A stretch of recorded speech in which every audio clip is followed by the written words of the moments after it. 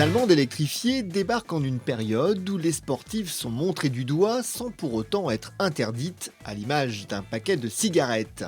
Bien sûr, il est important aujourd'hui de prendre en compte les nouvelles contraintes environnementales de notre société, mais sans nous priver pour autant des libertés qui font tout l'intérêt de l'automobile. Une équation difficile à résoudre dont BMW nous propose une première solution à travers un véhicule léger, très aérodynamique et propulsé par un ensemble hybride rechargeable à la fois puissant et à autonomie non contraignante. Le résultat est sous nos yeux et quelle gueule! Un travail considérable a été réalisé sur l'aérodynamique du véhicule. L'air est dirigé de façon à réduire la traînée, mais aussi à apporter suffisamment d'appui pour se passer de béquet et atteindre un CX de 0,26. Seulement, pourrait-on dire, puisque la très aboutie mais bien moins agressive Prius en fait tout autant.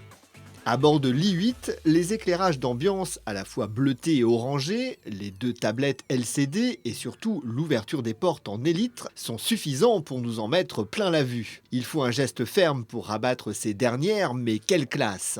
Qui plus est, la cinématique des portes n'impose pas d'espace supérieur à une porte conventionnelle. Il y a toutefois quelques imprécisions comme le dessin des espaces de rangement qui gagent de l'espace et le coffre mitoyen du compartiment moteur thermique où il règne une température presque brûlante. En contrepartie, sa capacité de 154 litres est de loin supérieure à celle des Lotus Elise ou Alfa Romeo 4C dont l'architecture est comparable. L'i8 reprend la propulsion électrique de l'i3, seules les roues avant sont entraînées par ce moteur propre de 131 chevaux. Les roues arrière sont quant à elles entraînées par le bloc thermique 3 cylindres 1,5 litre emprunté à la nouvelle Mini, augmentée à 231 chevaux. À allure de ville, l'i8 privilégie le tout électrique jusqu'à 120 km/h et ce sur une trentaine de kilomètres. Les batteries seront rechargées petit à petit, à chaque décélération ou freinage. À allure constante d'autoroute, le 3 cylindres entre en action, ainsi que la boîte de vitesse à 6 rapports, pour propulser la voiture tout en rechargeant la batterie.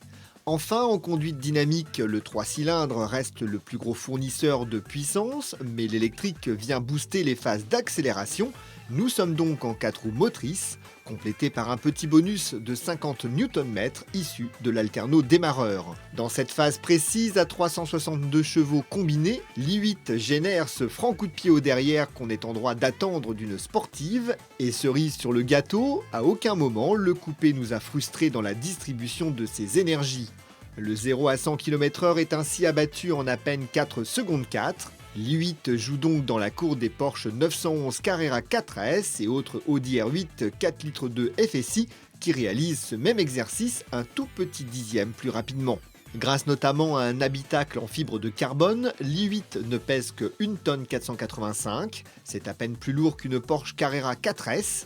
La sensation d'agilité au volant se fait ainsi sentir, grâce notamment à une répartition des masses idéale et un centre de gravité extrêmement bas. La direction est en revanche relativement souple en raison d'une monte pneumatique plus étroite et donc moins énergivore. Même si l'i8 est autonome avec ses 400 à 500 km d'autonomie totale, une charge par prise électrique reste nécessaire pour disposer d'une capacité maximale de batterie. 3 heures suffisent sur prise standard et un partenariat pour profiter des bornes publiques est en cours. A noter que l'avant-gardisme de cette BMW se paie cher, 141 950 €, super bonus de 4 000 € déduit.